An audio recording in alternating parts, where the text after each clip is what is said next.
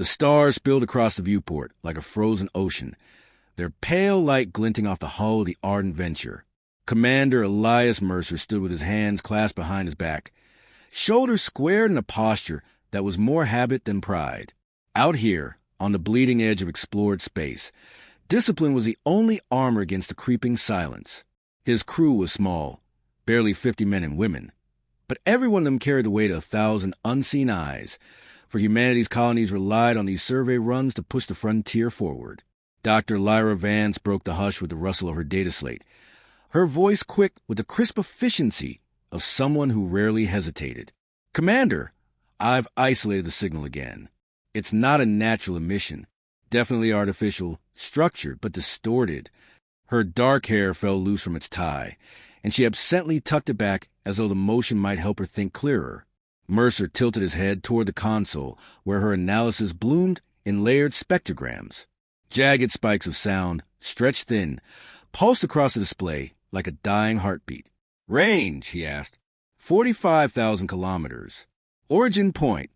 Unknown vessel. Adrift. The pattern repeats every 90 seconds. Mercer's jaw tightened. Out here, they weren't supposed to find much beyond rocks, gas, and the occasional barren world. A derelict was trouble. Trouble meant risk. And yet, that small flicker of curiosity, a trait humanity had never managed to kill, sparked behind his eyes. "Bring us within visual range." Cautiously, the ardent Venture slid forward on muted thrusters, engines whispering against the void. Crew at their stations watched as a shape emerged from the dark, first as a silhouette, then as a hulking form fractured by damage. It was no design Mercer recognized. Angular plates, curved spines of metal protruding like the bones of some mechanical leviathan. Hull breaches gaped wide, edges frozen and scorched. No transponder signal answered their hails. "Not human," Lyra murmured. There was awe there, but also dread. "Commander!" "This is first contact." The words hung heavy. First contact was supposed to be orchestrated by ambassadors and committees, not stumbled upon by a mid-range survey vessel. Mercer knew the procedures. Report contain, wait. But staring at the crippled vessel, he also saw smoke-like trails escaping the ruptured sections and flashes that might have been movement. Survivors, perhaps minutes from death. Launch a boarding team. Mercer ordered before doubt could root itself. Minimal arms, full suits. "Dr. Vance, you're with me?" Lyra's lips parted, caught between protest and exhilaration, but she gathered her gear without question. The boarding craft detached with shudder and drifted across the gulf. As they approached, Mercer glimpsed more detail. Glyphs etched across the hull in long spirals, delicate ridges worn smooth as if the ship itself had weathered centuries. The docking was rough, magnetic clamps hissing as they sealed against a jagged tear.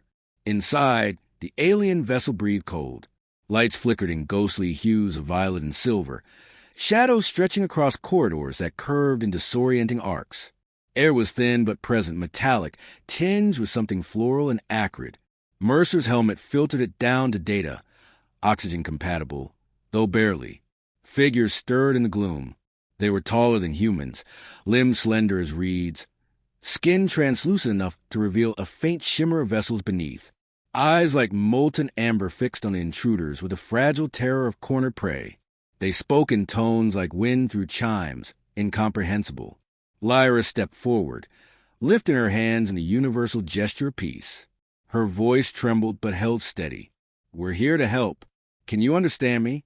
The nearest alien tilted its head, then coughed, a sound too brittle for a creature that elegant. One collapsed, body convulsing with weakness. Mercer dropped to a knee, checking vitals despite having no frame of reference. "They're dying," he muttered. "Radiation poisoning, maybe. Or starvation." Lyra finished, scanning with her slate. "Nutritional markers are depleted. They've been drifting too long."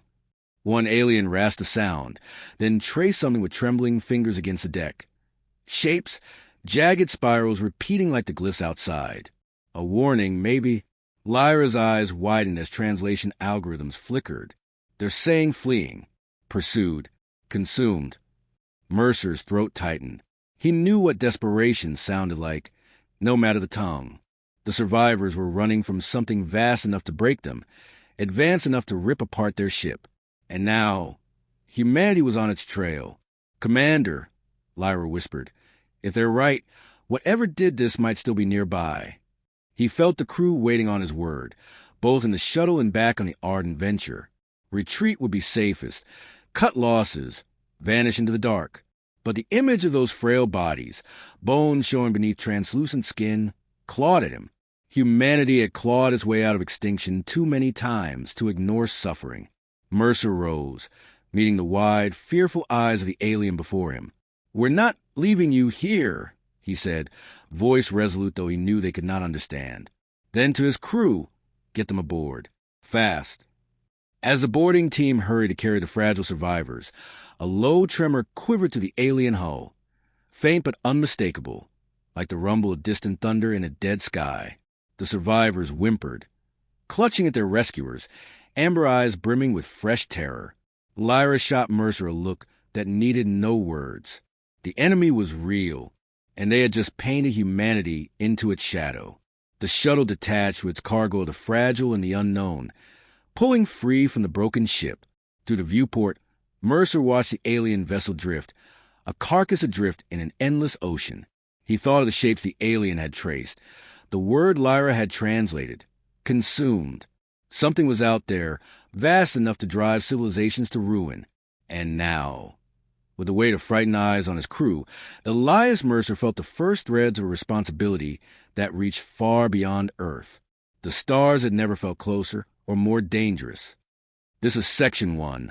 1,000 words introduces Elias Mercer, Dr. Lyra Vance, the alien survivors, and the central conflict, humanity's chance encounter with a fleeing, fragile race pursued by an unseen enemy. Would you like me to carry the tone and pacing of this section forward into Section 2, the rising conflict? Or do you want it to shift into something more action-heavy as humanity begins proving its edge?